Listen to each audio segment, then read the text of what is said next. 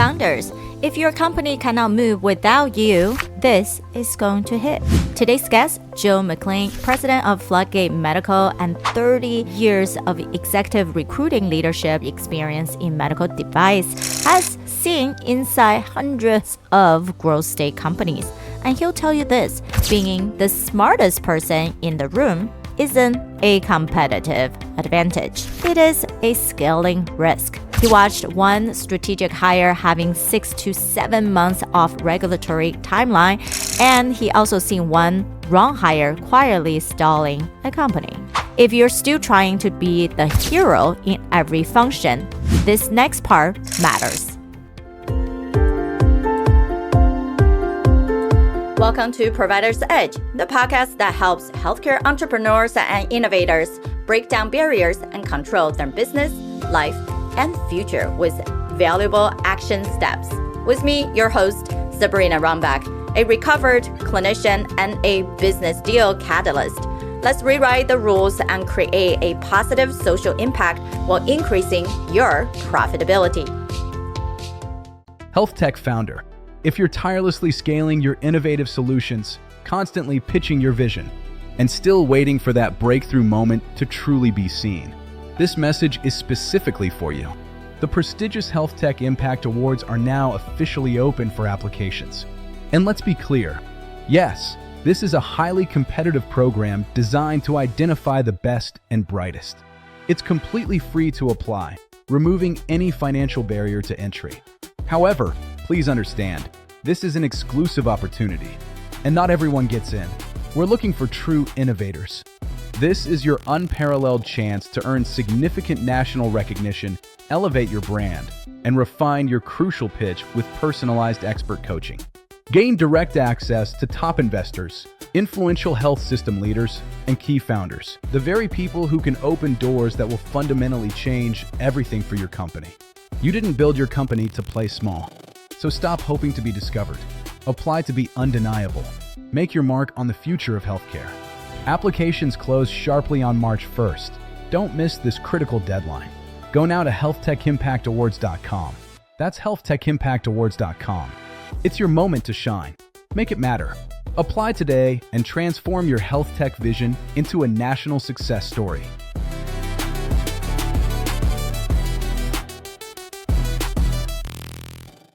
Joe is in the house today. He is the president of Floodgate Medical, an executive recruiting firm for the mission of improving the lives by uniting great people in the medical device space. And we all know, no matter what type of business we're building, if we're building it with the wrong people supporting us, we will never really move forward. So it's always about finding the right people in the right seat and working in that collaborative way. And Joe has been in the space for more than 30 years and was recognized as a best place to work and small business of the year in the Tampa Bay area. And with at least 14 years spent in orthopedic rehabilitation market, I'm just so excited for him to be here with us because you guys all know we value human capital so much. Whether you are going to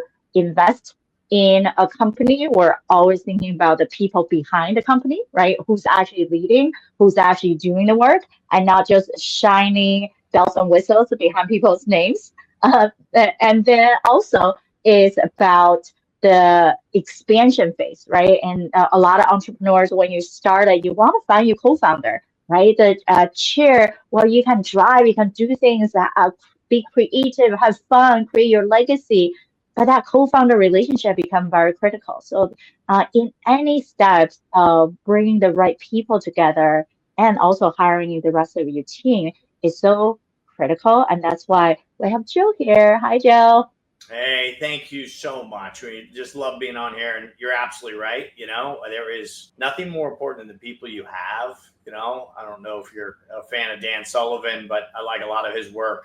And one of the favorite things is that it's the who, not the how, you know, and especially in entrepreneurs and starting in med tech, you get so many people focused on how do I do this? How do I get that engineering? But really is when you start asking that question, the who, that can find that can really make that impact is where you get that exponential growth, right? So, and that's really where we can make that impact, improving lives. Yeah, it's because you're not just improving lives of the people that get to work there, but in medtech, the beautiful thing, it's not sugar water, right? We're producing things that save people's lives. So you get the right people that get that flywheel going. They're making real changes that impact people. So it's awesome.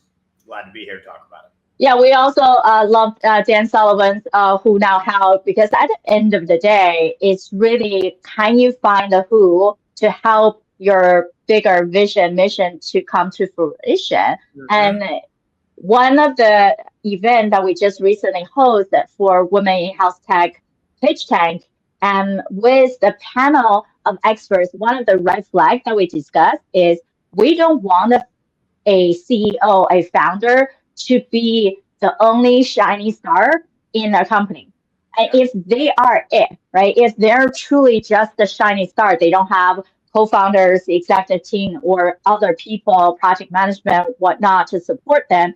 If that person burned out, if that person have to take care of their family, because a lot of us are in the sandwich age of having kids and elderly to take care of, then you got completely swayed away and things got tabled. So how do we need to think about, it's never going to be we have to do all of it. It's really about who in your circle, or you have to acquire this right talent to put it in the right seat, and never feel like you're always in the deficit time then to find someone, right? And then we don't have that much time to even sort people out. Exactly. I'll tell you the impact. I mean, you were talking about having, that exponential impact. We had two stories. One was a company that was getting into that crucial production, stage, and they needed more margin in the product, right? And so instead of figuring out how did they raise price, et cetera, we helped them find a head of R&D that actually was able to reduce that cost of goods 30%, and it was a better product, right?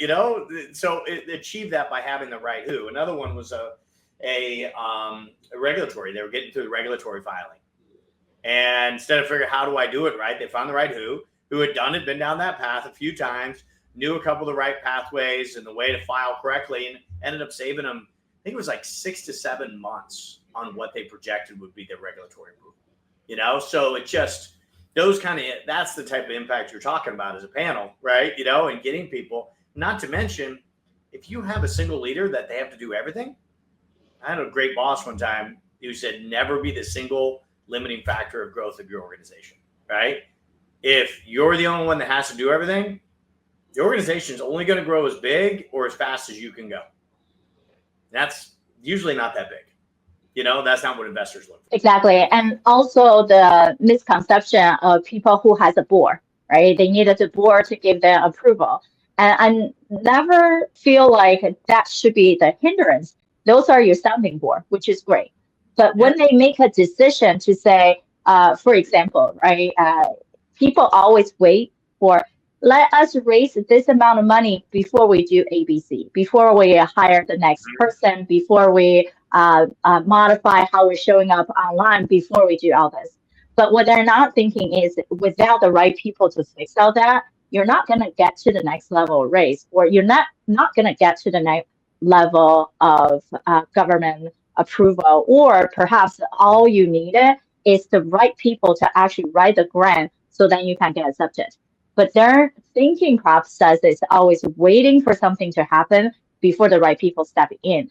And then my question today is always, okay, if your goal is to achieve this in the next 2 weeks, who's helping you? Mm-hmm. How are you doing it by yourself if that's the case?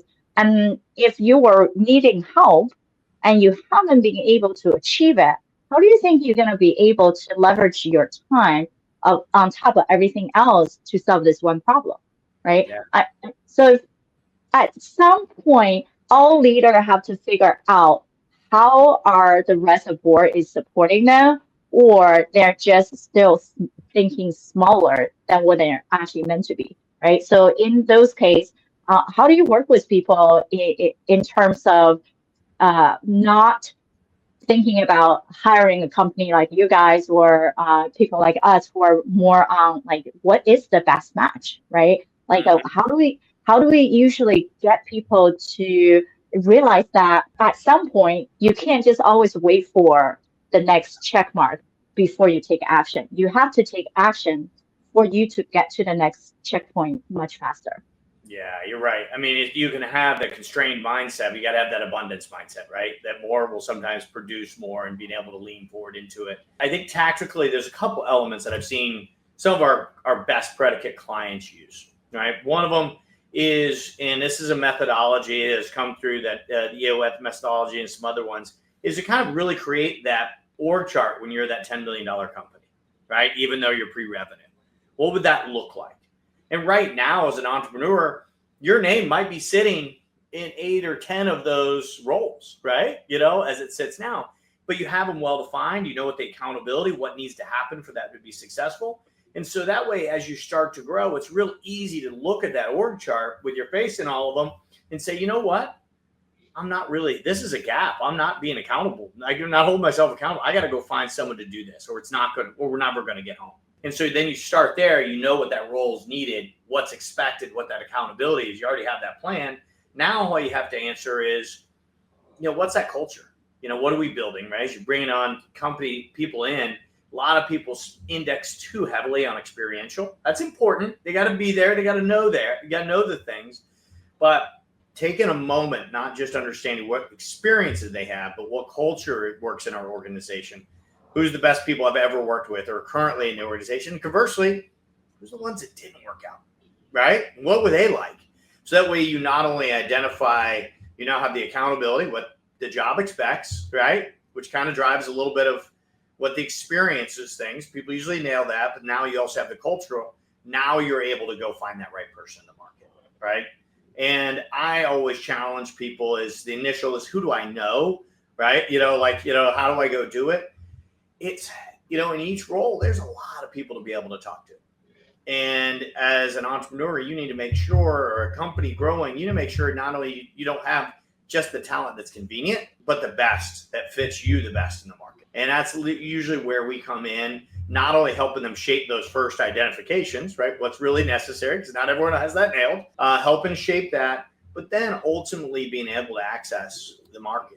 And I remember when I used to sit on the other side and I was a GM of a business unit or a vice president or a higher manager at any level, I would reach out to 3 or 4 or 5 people and I'd be like, I did a pretty good job recruiting. But like all good things, it takes a lot of numbers and a lot of conversations to really find not just what's convenient, but what's best, And many of these times, searches, we're engaged, we're trying to, targeting 100 to 200 people, engaging 50 to 60 for referrals and conversations, really deep with 20 to be able to say, here are the best 3. I mean, that's the kind of really the end value that it takes to truly distill down the best talent in a market, And so if we do that right, that person's now going to have impact. And that's going to get you exponential, that growth. It's going to not only hit those accountability measurements, but blow them out of the water and allow you to get to that next level of abundance, right? Which is, hey, I got these other 7 roles I'm still doing. Now I can do these next. I can do the next. And pretty soon that flywheel is rolling. And getting those right people early on that bus to get that flywheel going correctly is crucial. I mean, I saw, unfortunately bad hires personally, cost hundreds of thousands of dollars and tons of time. So getting it right, it's important, right? So it's absolutely can make or break great technology. We've seen it happen over and over again. Yeah, those we know critically from if people are just thinking about a practice type of hire, any clinician is at least twice of their salary. And it takes forever for people to credential, right, in the medical field.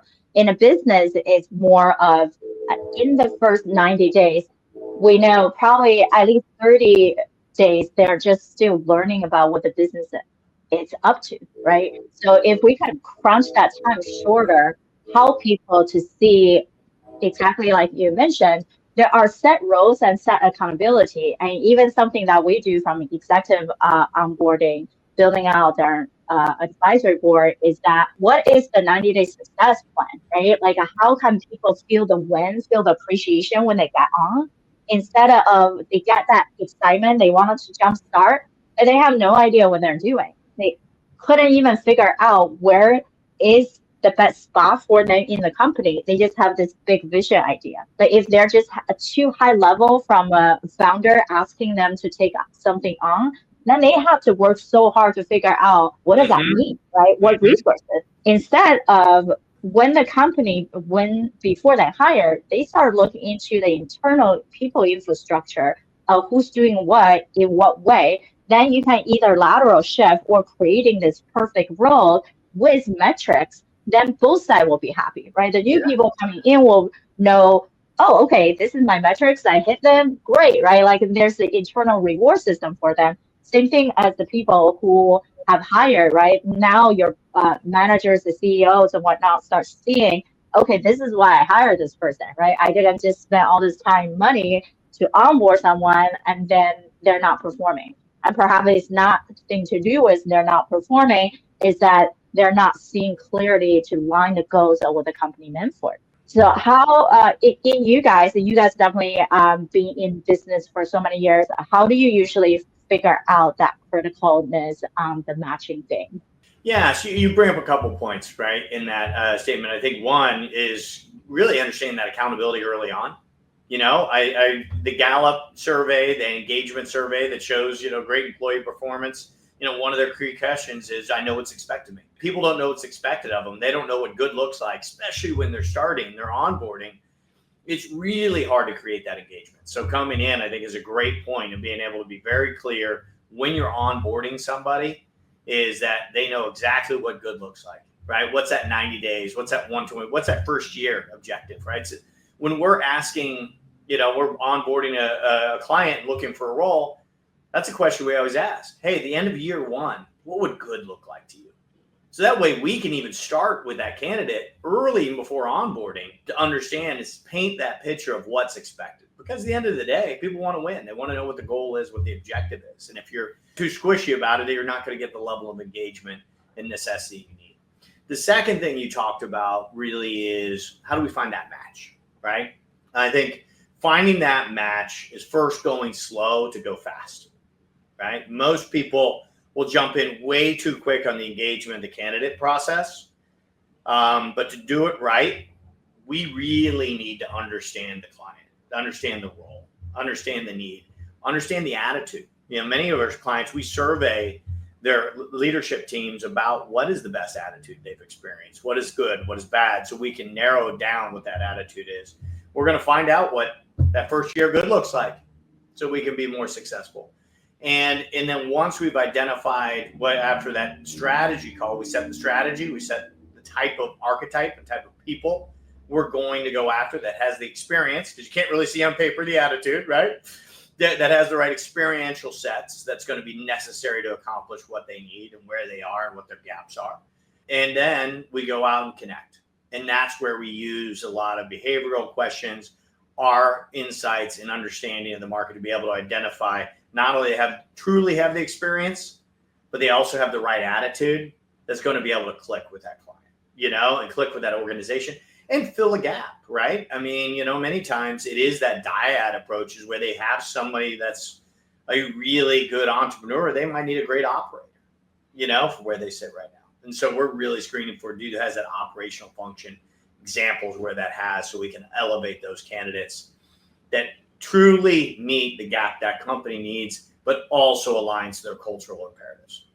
Yeah, it's all these are different fit, right? Like for us, when we start putting co-founders and executive team together, that's so crucial. And it's not just the behavior, right? The idea of how they present themselves. It's also their perception on communication.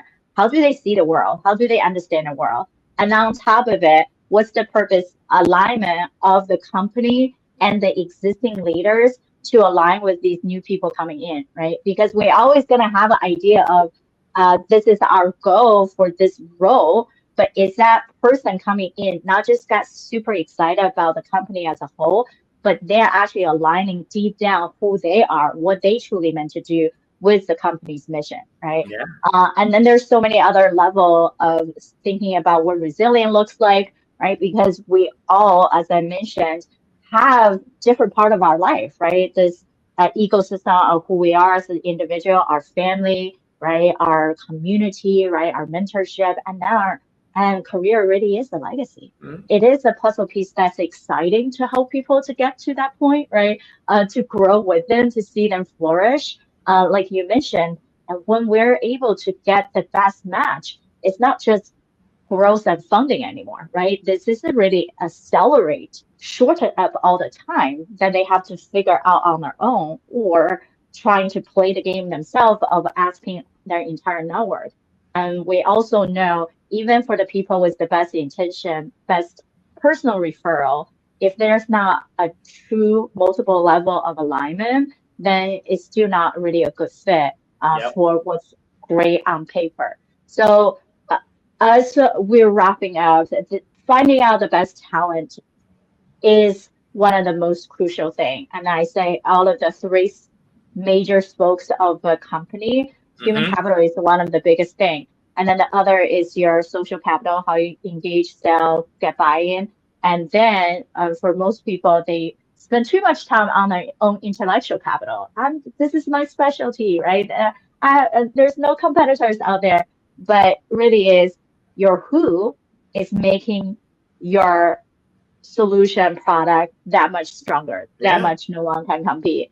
And then it's about joining your who and your product to make the social change, right? The social buy-in. That's how the people who might not even have as much funding, but they are able to make a lot more revenue, a lot more impact versus the people who perhaps are really good at getting initial engagement and funds, but their progress is much slower, right? So it's all this interconnectability and really is about your who to make something super important, super sustainable in any economic ups and downs. What would you say is the best type of client you like to work with so those people can start reaching out to you? Yeah, so, we really work with clients who see talent as their number one competitive. They see that talent and are willing to invest in it, because we don't like to just come along and say, here's a candidate. We come alongside our clients as a partner. It's much more than the placement. And our objective is obviously to fill the role and find the talent they need for that role. But we want them to have a better, more effective talent engine for having dealt with us, because we're not about the single search. Most of our clients we've placed over 27 people with, right? So we help them build as an extension to them. And those are the clients that we love to work with, because it allows us to fulfill our mission. We really see improving the lives of our clients, right? By improving the lives of those candidates. We know them well, find the right people and put it together. And that allows us to be able to improve the lives of my team, our community, everything else. And that is really our objective. Perfect. And so for companies that in that growth stage, I believe those are the best fit for you. And make sure you reach out to Joe. What would it be best for them to connect with you? No, I appreciate it. It's at our website, floodgatemedical.com. I've got tons of information there. My direct email, joe@floodgatemedical.com, is an easy way to reach me. And I'd love to set up a conversation and call and see if we can, provide any insight into this most important topic of getting the right talent. Appreciate you being joining us. For everybody listening, we would love to hear from you. How has your hiring and discovering process been look like? And when you did hire someone, what was the process look like for the next 90 days to ensure their success? We would love to continue to support you. Drop your questions on LinkedIn, share the post, or wherever you're hearing this. We can't wait to see you until next time.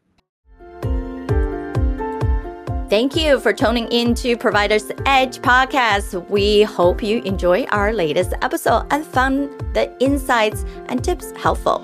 We'd love to hear your feedback on the show and learn what topics you'd like us to cover in the future. So please take a moment to leave us a review on your favorite podcast platform and let us know what you think. Your feedback is essential to help us improve the show and provide you with the content you need to take your healthcare business to the next level. Thank you for your support, and we look forward to hearing from you soon.